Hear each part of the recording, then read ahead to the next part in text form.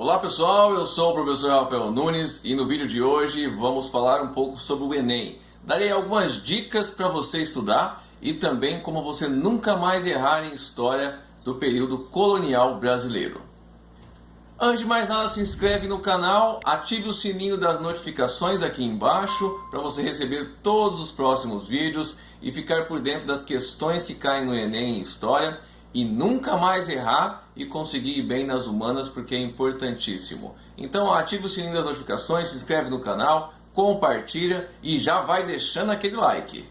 Vamos pensar algumas dicas para você estudar para o Enem ou para outras provas como vestibulares. Dicas que são importantes. Primeiramente, você precisa planejar o seu dia. No dia anterior, na noite anterior, planeje aí como vai ser os seus estudos, o que você vai estudar. Um exemplo seria: amanhã eu irei estudar o período colonial no Brasil. Divido em alguns módulos, século XVI, século XVII, século XVIII, e me organizo para que no outro dia eu consiga já só cumprir o que eu pensei no dia anterior. Segunda dica: quando você for dormir, por favor, esquece o celular. Aquela luz do celular, o tipo que é organizado as questões do celular, faz seu cérebro não desligar e aí você não consegue descansar. E se você não descansar, não tem como você estudar bem no outro dia. Terceira dica: é importante que você marque, organize um horário para você começar a estudar. E no outro dia, na hora que você planejou, você vai começar a estudar. Isso precisa ficar como você ir para academia, como você vai caminhar, horário de almoço, horário de trabalho. Lembrando, estudar é trabalho. Então você precisa honrar o horário que você marca para estudar. No final do vídeo eu darei mais uma dica importantíssima para você ir bem no Enem ou nos vestibulares da vida. Então é o seguinte, para você nunca mais errar sobre o período colonial, bora pro conteúdo, vamos ver como é que foi esse período colonial, o que é esse período colonial no Brasil. Obviamente o nome já nos faz pensar que o período colonial é um período de colonização no Brasil. É um período em que os portugueses, os europeus, porque não foi só os portugueses, também holandeses e franceses tentaram colonizar o Brasil, fizeram medidas, estratégias, ações e de pouco a pouco foram colonizando o que hoje chamamos de Brasil. Pensando o século XVI, vamos imaginar duas partes. A primeira é do descobrimento, e oficialmente quem descobre o Brasil é o Pedro Álvares Cabral. Você pode se perguntar, mas Pison, não interessa. Oficialmente quem descobriu o Brasil foi Pedro Álvares Cabral. Ele vem para cá, faz um entreposto, depois ele vai para a China. Mesmo com o Vasco da Gama já vendo aves vindo para o litoral brasileiro, quem descobre oficialmente é Pedro Álvares Cabral. Então engole o choro e é ele que descobriu o Brasil. Beleza? Então Pedro Álvares Cabral descobre o Brasil. No entanto, nesses primeiros anos, meses, não se encontra um negócio que a Europa quer demais, que é um metalzinho dourado chamado ouro. Já que não encontra o ouro, o jeito é fazer outro tipo de comércio, e o comércio que vai dar mais certo nesse período é o do pau-brasil. O primeiro donatário do Brasil, o primeiro que vai vir tentar essa colonização efetivamente, sem ser a coroa portuguesa, vai ser Fernando de Noronha, que depois a ilha Fernando de Noronha recebe seu nome. Ele vai trabalhar com o pau-brasil, vai ganhar bastante dinheiro e vai ser o primeiro donatário do Brasil. Depois disso vem as capitanias hereditárias, é uma tentativa de repartir o Brasil. Imagina uma pizza aí com 8 pedaços, então são vários pedaços de terra, cada um cuida do seu pedaço para conseguir colonizar o Brasil. Obviamente as capitanias hereditárias não vão dar certo, não deram certo, e as únicas que mais ou menos deram certo foi a de São Paulo, que é de São Vicente, era São Vicente, depois se tornou o estado de São Paulo, e é de Pernambuco, que hoje é Pernambuco. As outras não deram certo. Por não ter dado certo, a coroa portuguesa tenta uma nova estratégia, que é do governo geral. O primeiro governador geral do Brasil é o Tomé de Souza, e ele chega no Brasil em 1549. Quando ele chega no Brasil, ele traz consigo os jesuítas. Vem com ele 6 jesuítas que têm a ideia de colonização, mas uma colonização por meio da ideologia, por meio da religião. Lembrando, portugueses e espanhóis, naquele momento histórico, eram conhecidos como os reis católicos. Então a fé que eles acreditavam, a fé que eles levavam, era a fé católica. E a ideia de levar essa fé para os nativos brasileiros, os índios, era interessante no processo de colonização. Depois que o governo geral chega no Brasil, há uma intensificação do trabalho escravo, trabalho indígena. Vão entender que não está dando muito certo o trabalho indígena. Não é que pararam de trabalhar com esse segmento. A escravidão indígena vai perdurar até o fim da escravidão, entre aspas, no Brasil. Mas eles vão parar efetivamente de tentar trabalhar com os índios como escravos. E aí vai deixar para os jesuítas fazerem esse trabalho. Essa é a opinião do professor aqui, tá?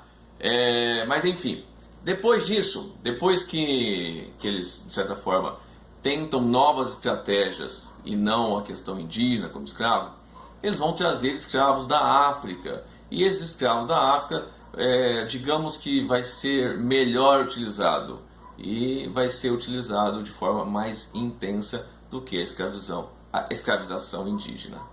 E aí acho que é uma informação muito interessante de o que sustentou esses europeus no século XVI, especialmente no século XVI, é justamente a mandioca dos índios, porque eles vêm para o Brasil e a base de carboidrato é esse alimento, a mandioca. A mandioca caiu tanto no gosto, foi tão interessante que virou produto comercial de exportação.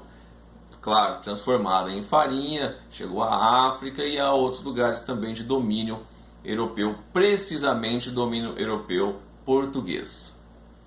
No século XVII, precisamente de forma hegemônica, de forma maior, nós temos um avanço da cana-de-açúcar, o plantio da cana-de-açúcar, a intensificação ainda mais da escravização africana. Os escravos vão durar a média de 7 anos apenas, porque é um período de muito tenso, muito difícil, de muito castigo, um período complicadíssimo na história brasileira. No século XVII, com a intensificação do plantio da cana de açúcar, os escravos vão viver menos no Brasil, em média 7 anos apenas. Nesse período vai se aumentar o poder econômico do Brasil, vão construir vários engenhos. Esses engenhos vão ser com recurso tanto da coroa como também dos burgueses. Lembrando, a Companhia de Jesus, que veio para, de certa maneira, pregar para os índios e conquistar essas almas para a fé católica, eles também crescerão bastante com os seus aldeamentos. O que era um aldeamento?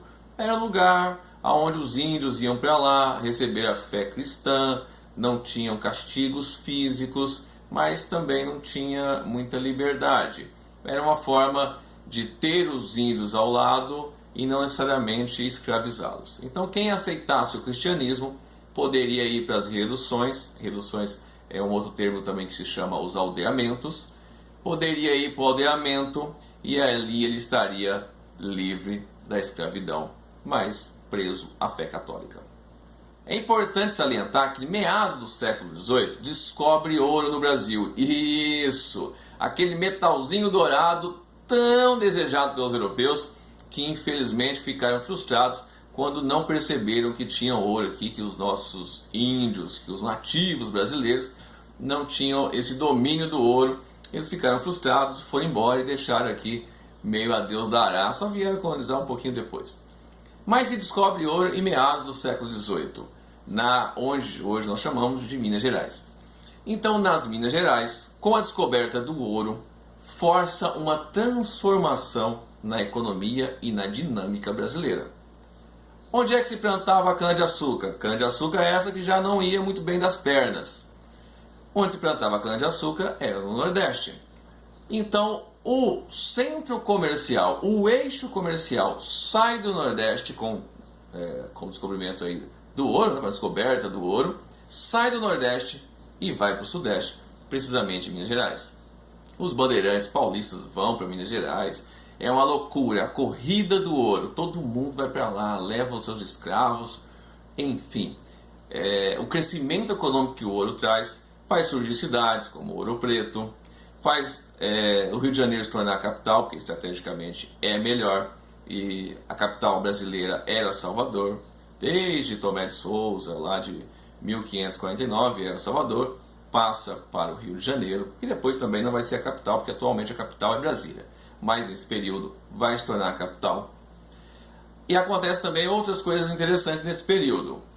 Há uma produção alimentícia de outras culturas, porque não dá para se comer ouro. E as pessoas estavam loucas atrás do ouro e acabaram esquecendo de plantar algumas coisas. Lá para a década de 70 vai surgir o famoso, afamado charque gaúcho, que de certa maneira consegue exportar isso aí para outros estados e crescer economicamente a sua região.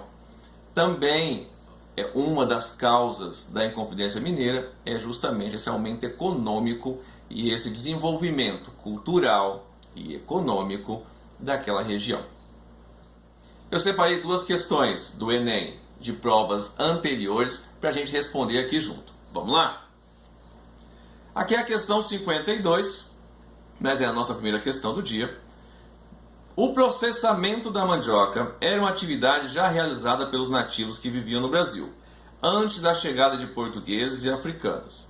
Entretanto, ao longo do processo de colonização portuguesa, a produção de farinha foi aperfeiçoada e ampliada, tornando-se lugar comum em todo o território da colônia portuguesa na América.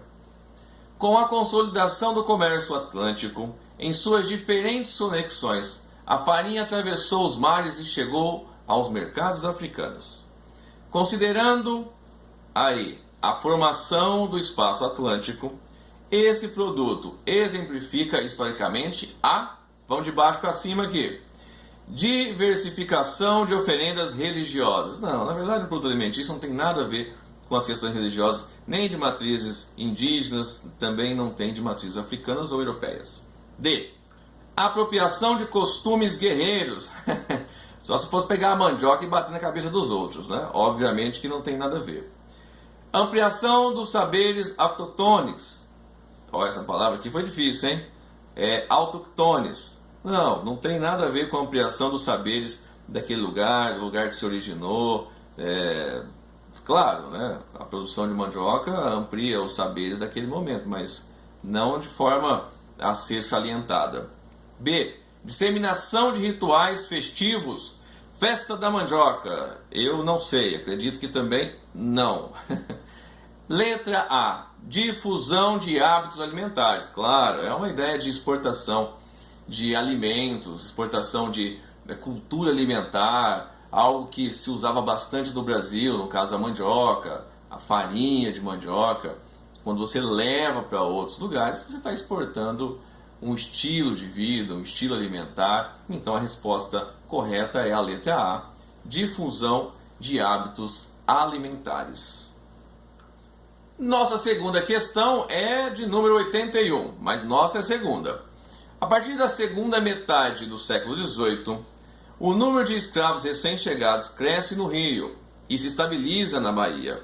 Nenhum lugar servia tão bem a recepção de escravos quanto o Rio de Janeiro. Na matéria, o jornalista informa uma mudança na dinâmica do tráfico atlântico que está relacionada à seguinte atividade. Vamos começar de baixo para cima. Letra E. A exploração da lavoura de tabaco? Não tem nada a ver com a exploração da lavoura do tabaco, até porque isso acontece no eixo norte-nordeste. D. Retirada de madeira do litoral? Isso acontece no começo da colonização, no litoral brasileiro, de forma homogênea. Não homogênea, mas de certa maneira, mais no litoral brasileiro, pelo menos no início. Depois foi se adentrando até acabar. C.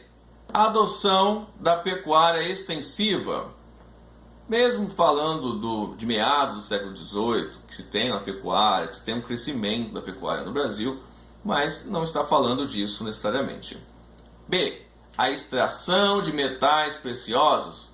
Opa, é isso aí. Está falando da loucura que foi justamente essa corrida pelo ouro, quando se descobre, quando se entende que tem ouro no Brasil. Para você que ficou comigo até agora no vídeo, parabéns! Quero dizer que a última dica, e na minha opinião a mais importante, é a seguinte: todas as vezes que você terminar um conteúdo, faça um resumo, escreva sobre ele, tente fazer um comentário sobre o que você acabou de estudar.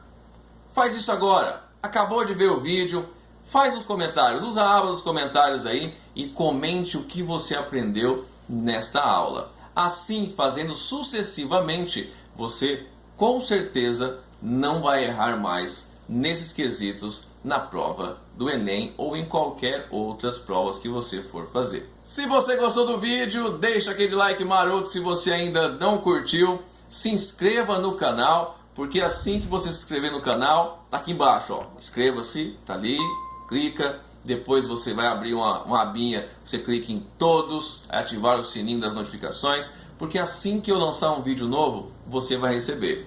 Se você se inscrever no canal, você vai receber vídeos, dicas de como estudar, dicas de como ir bem no Enem em História. Também todas as quartas-feiras eu publico vídeo sobre a política brasileira, você vai ficar bem informado. Então, se esse conteúdo te interessa, vai lá, se inscreve, não custa nada, é de graça. Beleza? No mais, aquele grande abraço, fui!